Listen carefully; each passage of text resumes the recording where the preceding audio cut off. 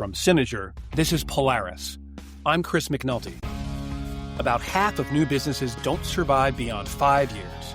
And in high-pressure fields like construction, many leaders think the only way to beat those odds is by driving their teams hard. But what if success can come from doing the opposite? Today, we'll meet a CEO who grew a roofing company into an industry leader by putting people first, proving that kindness and collaboration can be a winning business strategy. We'll hear how he transforms his leadership style and his business in the process. This is Polaris.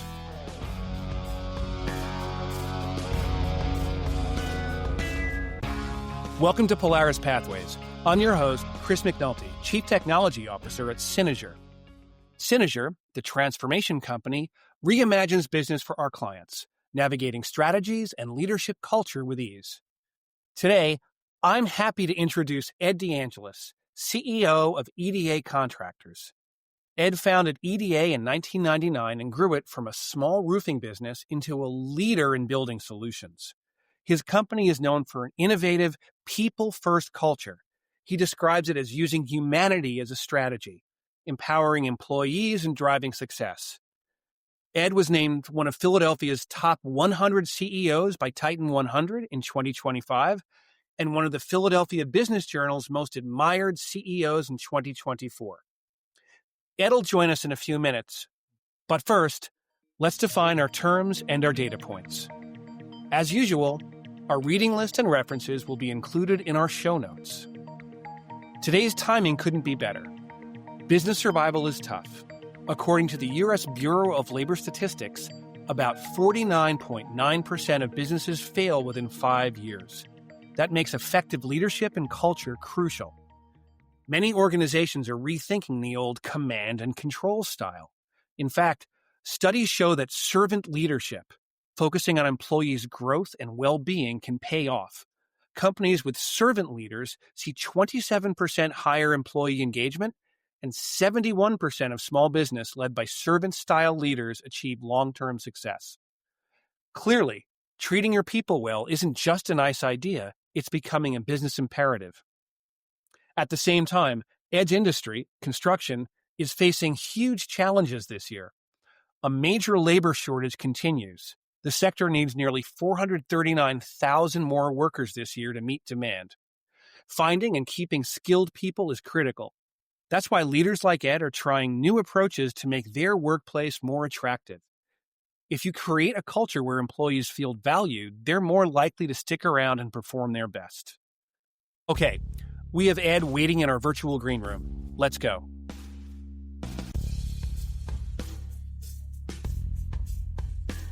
So welcome back. Today, I'm happy to introduce Ed DeAngelis to Polaris. Ed, welcome to the show. Chris, good afternoon. Thank you for having me. I'm excited to have our conversation. Where are you calling from today? So I am in Bensalem, Pennsylvania, which is it's a suburbs about 10 minutes outside of Philadelphia, Pennsylvania. Imagine a proud fan of the Super Bowl champion Eagle. I'm a very proud fan of the Eagles. In Philadelphia, we always think that the doom is coming. So when we win something, it's always pretty exciting. That's been just a great journey watching Jalen Hurts and the team develop. More than football, I'd love to give you a chance to talk a little bit about your journey. How did you get started on this career? Where'd you go to school? So I went here locally in the Philadelphia region. I went to St. Joe's University. I had a degree in marketing. So yes, I was, we were the poor man's Villanova. So we wear that with great pride. It was a good experience for me. I lived at home actually, and I went there on a soccer scholarship, which helped pay for some of my school. So you went to St. Joe's, you were a Hawk. At one point, we're rivals of Fairfield, but we'll leave it there. When I graduated in 1990, which I can't believe, from St. Joe's University, I had my whole intention to join maybe a marketing firm. But in the summers, I had worked for a construction company, happened to be a roofing company, working the summers for a friend of mine's uncles. And after I graduated from school, they were very interested in hiring me into that industry. Mm-hmm. So while I was going to be in a marketing degree, I still had a love for construction. My father had owned a construction company and had owned an HVAC company. So there was an interest in that industry. And at that point, I had a choice to make: go to like an M&M Mars in marketing or join a construction firm. And I just really decided that I felt a little more comfortable at a So, so, construction. so candy or roofing? Candy or roofing? I chose roofing over candy. Yeah, both seem to be fairly durable. But when you think back on that, gosh, 20, 25 years ago, did you at the time see a path, imagine that where this was headed would be a full solution firm with hundreds of staff? Absolutely not. When I started there, look, I just felt comfortable that I could go there. I had a very entrepreneurial spirit in Mm-hmm. myself. So I don't remember specifically making the call to do this, to go with that firm because of that. But I think I saw an easier path for me to start something eventually on my own. I always had that in my blood. To see where it's evolved to now, I don't think any good entrepreneur, Chris, really looks at what it's going to be. They're really concerned about what it can be over a short period of time. Can I really make it? I think that's really, so I'm always amazed. I'm amazed every day at where we've been able to achieve here at EDA. Yeah, it's really quite impressive when you look at what you've been able to do with your firm, bringing it up to present day. When you think about the current business climate, whether you're looking at AI or supply chain disruptions or pricing, what's been top of mind for you in the news lately? There's so much chaos. The one thing that all firms in any business want is you want to have a straight line to what you're doing, whether it's bad, whether you know it's coming or it's here, you want to be able to have a plan. What I find to be the most disrupting for myself is the fact that we're forward and backwards on a lot of things. Where's the economy? How much are things going to cost? Are they going to be more money or less money? It changes over a month-to-month basis.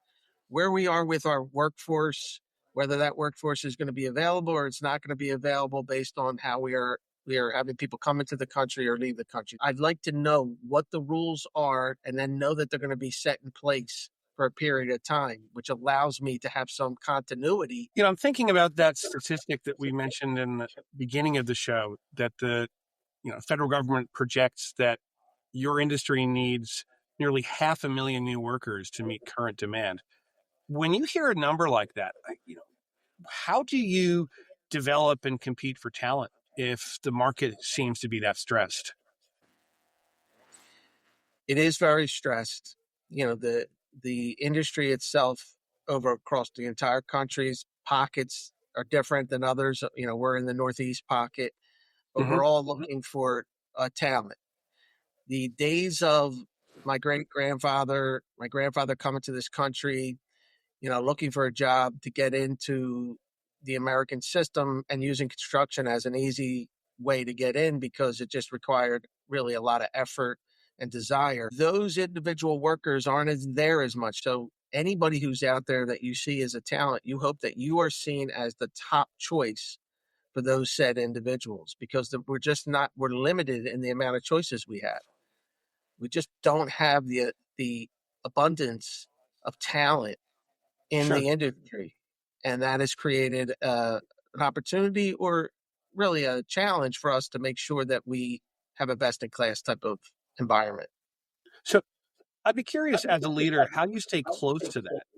And now you've got hundreds of people, you're not up on the roof every day. How do you keep tabs on what's happening with talent development? We have a vice president of people and culture Mm-hmm. whose responsibility is to make sure over the entire workforce, whether they're office staff, field staff, that they're on top of what is the current trends in this country we're living in, and then breaking it down. What happened in our region? So, I think myself, just like anybody, I like to keep myself informed on current events, what's going on. speak to our brokers. We happen to be a union contractor, so we speak to our union affiliations and see what they are saying. I think any business owner has to be very much engaged. I also have staff, whether it's my COO or, like I said, our VP of People and Culture. They also and their team have to be up to speed. So you've been doing this for over 20 years, and I'm fascinated. When you look about from then to now, I'm certain your leadership style has shifted. How are you a different leader today than you were back in 99? Completely different. And you hope with anything in life you evolve from where you were to where you are today. We all should be looking for our journey to be growing in some way. And when I first started out, I'm not ashamed to say that it was, let's get results. I need to survive. It was a lot more cutthroat. I was just really looking at the bottom line, looking to make sure that really we stayed alive. I mean, I was really concerned about the fact that there's these stats out there that most businesses fail within the first 5 years. So when we made it to 10 is when really my whole mindset shifted to servant leadership. It was something that, through multiple books, I started reading. I said, is this it? Is this all we're going to do? We're just going to grind it out. And I'm going to do this for the next, I like to say 30 years. It didn't feel as exciting as it did when I first started. So I needed to create a shift. Was there a moment when you realized that, or was it sort of a gradual evolution? There wasn't an exact moment. There was a realization somewhere where I said, okay, I'm on this hamster wheel to a certain degree. I've created success. We were successful. I had done what I thought I wanted to get out to do, was have a business that was viable. But now I want to continue to move forward. And what is going to drive me? Because I made it. We're okay. We're not in any danger at that point. You're always in danger, but you're not in that immediate danger. So now it's like, what is the next step? And do I want to keep doing it this way, or would I like to make a shift? And for me, I then explored, and the two books that really kind of got me going was Good to Great by Jim Collins, a very famous business book, and Enough by Bogle from Vanguard. So I know you've used the term non-zero sum game, and in the construction industry, it certainly has the reputation of being a little bit of brute force. How do you bring a people first humanistic leadership style into that industry? I'm glad you said that. I mean, look, I was a sports person. I was a zero sum game person. I win, you lose, you win, I lose. Right. And that's wearing, and that really grinds you. It wasn't until I really could get my head around the fact that, can I create a place, even in construction, where it is an absolute dog-eat-dog world, where we can have a win-win type relationship. Win-win meaning the workers are able to come, my field workers or my office workers are able to come and feel like they have a great day. They get a pay that is good. I get what I need out of them. We both see a partnership, and then extend that to our partners and vendors and people that we work with. How do we create a relationship where they can win and we can win? And I know it's a cliche, but what I've really seen over the past 15 or plus years is it's the best way to do business. You will find that you build better relationships with your staff and your people when you truly want to see that they win and you win. I am very comfortable with the amount of win I can get if they win. Now, if for some reason anything comes to a situation where they win and I lose, or if I lose and they, vice versa, then you would evaluate that relationship and see, why does it have to be that way? And then our customers the same way. I want our customers to feel like when they're done working with us, that they receive the exact value of what they desired. And I feel like we gave them what we wanted and they provided us the same back and forth. I know it sounds so like I really thought it was some magical thing, but at the end of the day, I found that most people that I deal with that are good people in every industry, especially even in construction, because it has a bad reputation, they want the same things. My union relationships, I want them to be win-win. Right. I'm not against them. So during that interval, when you were kind of shifting that philosophy, how long did it take before you started seeing a tangible impact? Was it immediately, or was it sort of a lagging indicator? It was definitely not immediate. I Okay. must tell you that it was a foreign ideology, and one that I had to convince my own staff that I wasn't just like they felt like, what happened to Ed? Hmm. He's going on this different journey. Like, is he, is he now a hippie and he's going on this trip that he's, in a different time and place? Is he going to still be successful? So it just took a lot of time and convincing. So what did you see? What were you looking for during that period where you looked at it and said, you know what, I think this is working? So, well, first I read a lot. So by reading, I saw that other companies in the larger, scheme of things, the Zappos, Starbucks, Googles, these large Fortune 500 companies were Southwest Airlines, they were doing it. So, okay, well, I'm a small construction company in the Philadelphia region. Why can't I do it? So then what you do is you just stay on it. And then what you do is you see one by one, people are much more comfortable and they're happier working with you. Again, not working for you, working with you. And then that relationship becomes more of a us. It's sort of more of an I, it becomes a us. And then you start seeing that and it starts to get its own momentum. And then you start to see people wanting to work at your place, saying how much they enjoy working there, repeating back to other people, getting referrals to come work for you because of the experience they had, even people outside of the industry. And then you start to go, this is working. And Yep. I need to keep this ball rolling. What was it like bringing your team along on that journey? Mm-hmm. I'm on a journey of reading and going through it in depth. I really wanted to make sure before I even introduced it to them that I was the most prepared for this conversation. So it took a while for them to come along, but once they hear the way you're speaking and the way you're convicted to it, and once they know that you're not going to kid. It's like in the construction industry, it's like safety and efficiency. And they go, which one do you want? Do you want us to be safe or do you want us to be efficient? I said, I want both. I have a saying, and we can walk and chew gum. So I want us to be, so same thing here. I want us to change our philosophy on how we are in a win-win, not a non-zero sum game where there is no winner and loser. How do we create that experience?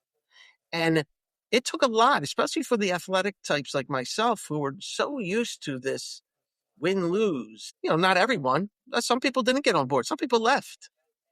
Some people were told to leave because they weren't able to get onto this new Yep. philosophy.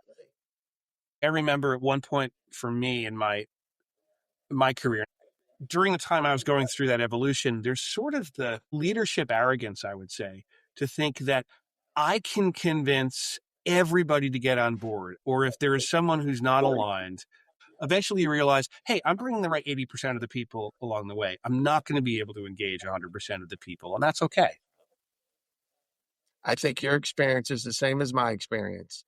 And it was okay. It was hard.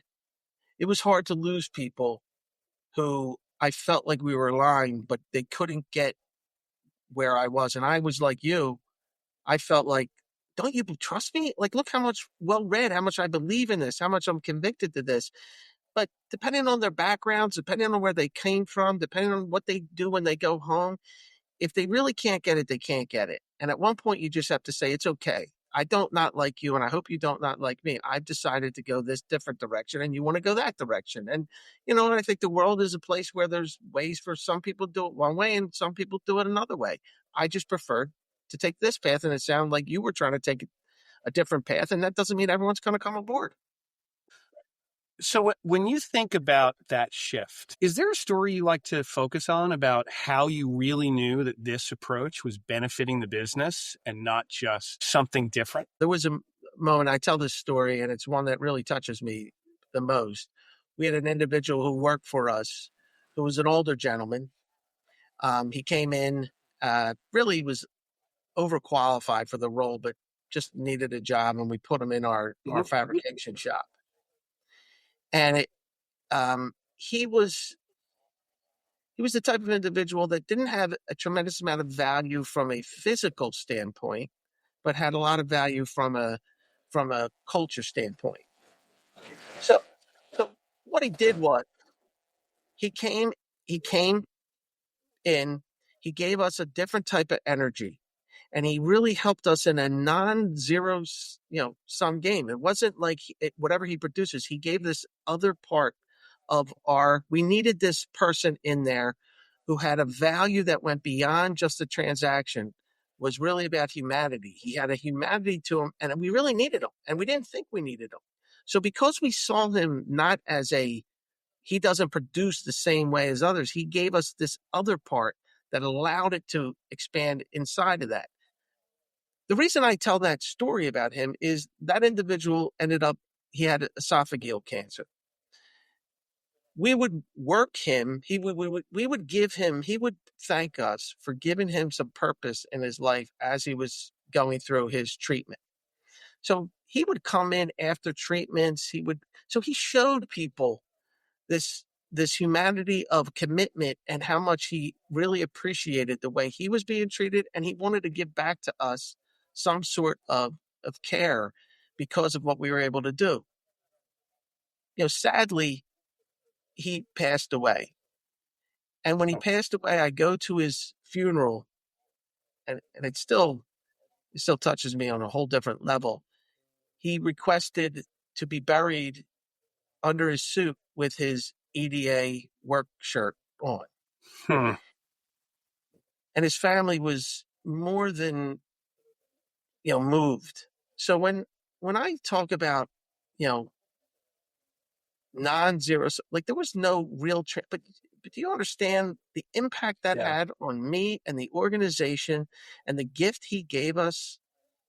I can't thank him. If I could speak to him again, I would just thank him for showing the type of care for us. And because of the care we showed for him, we're even, and that everybody start to really got this working at a different level than a normal circumstance. Yeah, that's really special, Ed. Thanks for sharing that one. So I'd love to give you a chance to talk to the audience a bit about what the qualities are for great leaders. What's something that you know about leadership that you think most people don't realize yet? I think, one of the most important things for someone to understand as a leader and make sure that people know it is you have to care for your people in a way that goes beyond their transaction. I call it humanity as a strategy. Be strategic on how you want to treat your people as humans first. Mm-hmm. Secondarily, you will then treat them where there's a transaction in there. But first, treat them as a human. So caring about people as human beings first. Remember that humanity is what we all share together. And it sounds so superficial and it sounds like but I'm telling you, as a leader, if you do it, there's so many examples of the power that can do for you as an organization. They can help your organization be better. EDA's success at this point is not about me. It's about what kind of environment we create for the people in this environment to create the success. If you treat them that way and you care for them from a human first, now people say, well, what you mean? I can't let them go. I can't hold them accountable. No one ever said that. There's a transactional part of the relationship that they've asked for a certain amount of pay. We've agreed to that payment. If they can't meet that minimum value, well, then that's a different conversation. But if you start off with everybody being a valuable human being, care for them from a human being standpoint, you'll get more of those individuals who will then not just care about you as a company, they'll shoot you to the moon. Yeah, accountability is a human value. I was talking to someone from the entertainment industry, and he is struggling with someone on his team who is not that accountable, is, booking meetings and spending, he needs to be able to pay that forward into something that's got a tangible result on a project or a contract or a film. It's important to remember that you can be firm and still be fair. Chris, that's my point. I think we all know that accountability, and anyone who gets confused about my messaging, this is my walk and chew gum thing. I can treat you as a human and hold you accountable. There's nothing wrong with that. As a matter of fact, it's going to help you grow. That may mean that you may not work here, or you may decide to move on, or we may decide, but I hope at the end of the day, you learn something, that at the end of the day, we are all in this together. When you think about the business press, there are lots of leadership concepts that work, and I think there are almost as many, if not more, that don't. What do you think is overrated? I think what's overrated is that the leader has to be some large extrovert. They have to be this bigger than life person. They have to be the center of attention. They don't. The best leaders know what they don't know. They see what their strengths are, and they know what their weaknesses are, and they try to surround themselves with people who have the strengths that they have, which are weaknesses. You cannot be a great leader by thinking and behaving in a way that you must be the center of all attention. The best leaders I've ever dealt with are so humble to the point that they know what they don't know. It's hard to see yourself if you see yourself as invincible. Be vulnerable. Vulnerability is one of the greatest assets of a great leader. That's so true. I've found that vulnerability is essential in building that trust relationship. If I can't admit a mistake, I can't expect anyone else to ever be honest. To me, it's Chris, it's very important. Being vulnerable is the superpower for a great leader. So, Ed, you've got a great perspective on what's brought you here, where EDA Contractors is today. When you look ahead, what does the next 10 years hold for this industry? Look, everybody's talking about artificial intelligence. I don't know yet what that impact's going to be, but it's going to be here, and it's going to have an impact, which means that we're going to have this balance between personnel, how much staff we're going to need, how much staff is valuable, and what is the efficiencies of this artificial intelligence that can impact our industry. I don't think artificial intelligence in my lifetime is going to be able to do the things that our field workers can do. I think there's too much nuance, too much complexity. So we still have the same problem of encouraging individuals to take into a trade and be involved in something that can be difficult both physically, but also mentally. And how do we get them to see this as a place where they can build a career, they can raise a family, and have good benefits and have something for them? I think we're still in the challenge of making sure, even in 10 years, I still don't think we're at a point where we've reverted back to where there's individuals in this country who want to be in construction. It used to be a badge of honor when a father or, and their son or daughter followed their footsteps. But now we've all got into the generation of following the footsteps of going maybe to college. I mean, that's what I did, but it's not the path for everyone. And in 10 years from now, and with artificial intelligence coming in, I think there's going to be less jobs. So we're going to have to really make sure that we're out there looking for those type of individuals. I do a lot of consulting on AI design and strategies across lots of industries, though. And I think that what you're saying and your philosophy is a really important one to focus on over the next 10 years, because that people first mentality needs to extend not just to how you lead, but how you use technology.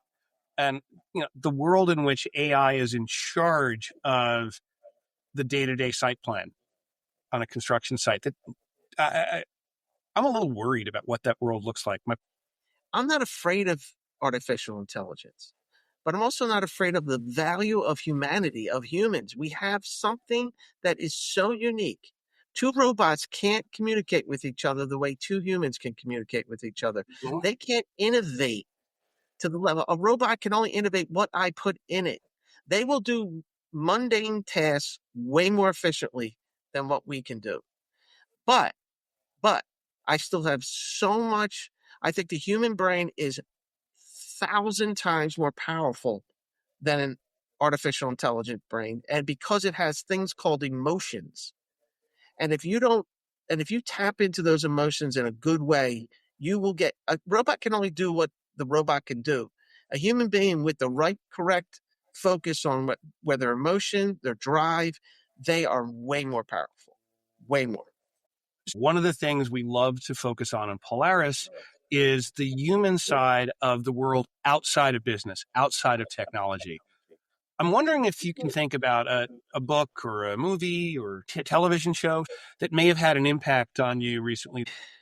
I love movies, so I'm a big, movie goer, and I think, one of the movies for me, now it's a little older now, but I love the movie. I love Christopher Nolan, and I love the movie, Inception and Interstellar. And the reason I love them, how they really impacted me is this whole belief of the mind can do things and create a reality that may either be is it reality or is it a dream? And I think for me, if I dream right, I maybe can make the right reality. Whether it is a reality or not, I don't know. And that's why it's a mind, bender for me.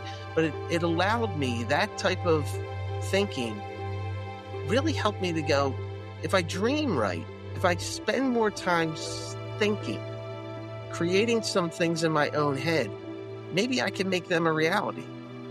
And those type of thoughts to me, Interstellar was a movie where it's like you transfer out of the universe and then come back at a different time, and can you impact that time? Look, it's very thought-provoking. It's just something for me that just said, wow, the human brain is a lot more powerful. I can test it more by not doing things, by slowing my brain down, right, thinking of things and dreaming and coming up with some things. And maybe the dream is far-fetched, but that is another thing that a robot can't do. It can't dream. Yeah, Christopher Nolan movies for me always are great puzzles inside of boxes with mirrors where you're trying to figure out what's happening. And I love the open-endedness of the ending of Inception. Like, do you believe? What is it? Do you believe if the film goes on another 10 seconds, if the top spills over or not? No, but I think there's a real human, how do we know that there's not someone throwing signs out to us from Interstellar? How do we know? How many times have you said, how did that happen? Mm-hmm. So we don't have a confirmation, but that to me is interesting. And that just proves that if we live our life a certain way, maybe we are doing that. Who knows? And it's like the top. Is this part of that or not? I don't know. Was there sand being thrown in a book that spurred me to do something? And I'm going to go to a different part of a universe and then see that was my great-great-grandfather trying to tell me something? Yeah. That's a fun thing to think about. So how can the audience stay in touch with you and what's coming up for you? First of all, again, I love that I have this platform. I really do think it's valuable for people like myself to hear people who are in the same journey, to hear people like me, because that's what helped me also on this journey. I do a lot of the type of podcasts. I think the best way to get in touch with me is go on my LinkedIn page, look up Ed DeAngelis, Humanity as a Strategy, look up EDA Contractors. I have a lot of content on there, which will kind of give you a philosophy. I think part of my own journey is to give back and see if I could share with someone else. I think that's important. I don't think I would get here if it wasn't for other people in front of me. So folks, Ed DeAngelis, he's the CEO and founder at EDA Contractors, and his site is filled with great advice for today's leaders and founders. Ed, thanks for joining us. Chris, thank you very much and have a great night. You too. We'll be right back.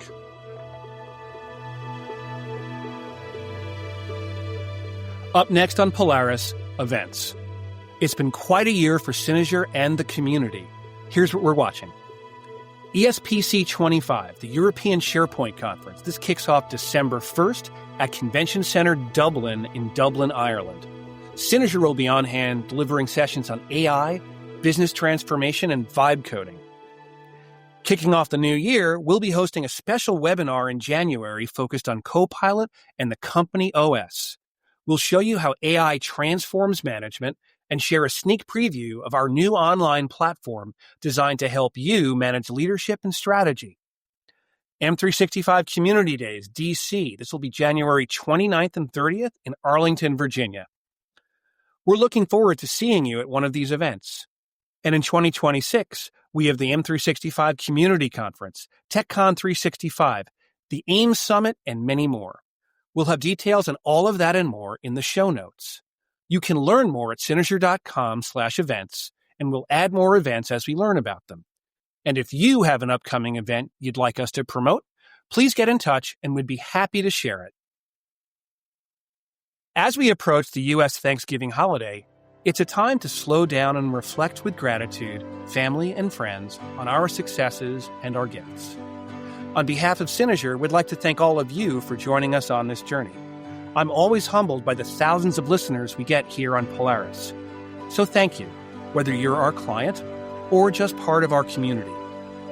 Last year, we shared our holiday meal planner. It's an Excel file that helps you plan and prepare cooking times and prep times for your holiday meal. We released it before Christmas, but wanted to share it again this year with our thanks and gratitude for your support over the past year. You can find it at Synozur.com/thanks.